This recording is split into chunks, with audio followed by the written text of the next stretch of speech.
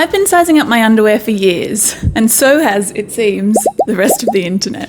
The problem with this though is that once you go a few sizes up, you end up with this weird little kangaroo pouch at the front. Now I get it, if you're a thick-thighed girly like me, you've got hips, briefs are just the worst thing that you can wear because they cut in where you don't want them to cut in. They create bulges that you just do not need, and you're constantly picking a wedgie out of your bum. And if you're trying to avoid VPL, then it seems like the only other option is a G-string. But let's face it, G-strings are not that comfortable all the time either.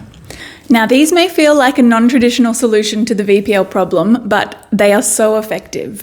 They have this nice wide waistband, they're smooth across the hips, they're smooth across the bum, and they don't create any lines underneath your clothing. They're made from bamboo, so they're breathable and they're comfortable, and they don't create any extra bulges that you do not need.